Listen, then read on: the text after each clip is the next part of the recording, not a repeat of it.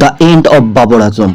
হ্যাঁ বন্ধুরা, পাকিস্তানের পূর্ব captain Babar Azam টি-20 cricket team থেকে হয়তো বাদ যেতে পারেন।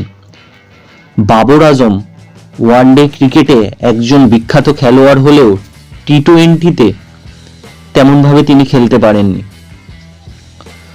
তাই আসন্ন টি-20 বিশ্বকাপে তিনি প্লেয়িং 11-এ থাকবেন কিনা এ ব্যাপারে একটা বড় প্রশ্ন উঠে গেছে।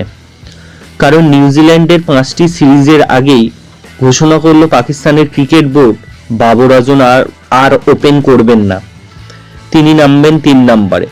তাহলে কি বাবর আজমের দিন শেষ হয়ে গেছে? কারণ বড় ক্রিকেটারদের একেবারে সরানো যায় না। শ্যামিউব ওপেন করবেন। সবাই বলে বাবর আজম কেবলমাত্র তার নিজের জন্যই খেলে। 100টি টি-20 খেলে তিনি রান করেছেন 3485, এভারেজ 40, স্ট্রাইক রেট 128, যা দুনিয়ার যে কোনো ওপেনার ব্যাটসম্যানের তুলনায় অত্যন্ত কম। তিনি পাওয়ার প্লেতে হয়তো আরও ভালো খেলতে পারতেন। আসন্ন নিউজিল্যান্ডের বিরুদ্ধে প্লেয়িং 11 আমি ঘোষণা করব। আমার মতে শ্যামিউব ও রিজওয়ান ওপেন করবেন। থার্ড ব্যাটসম্যান হিসাবে থাকবেন বাবর আজম। বাবর আজম 2023-এ বড় টিমের বিরুদ্ধে একটিও খেলায় ভালো খেলতে পারেননি। 4 নম্বরে থাকতে পারেন ফখরুজ্জামান, 5-এ হচ্ছে আজম খান, 6-এ হচ্ছে ইফতেমিনিয়া,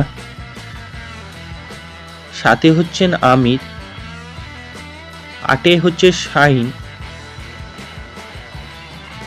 9-এ হচ্ছে হ্যারিস রাউফ, 10-এ হচ্ছে জামাল খান, 11-তে হচ্ছে আমির জামাল।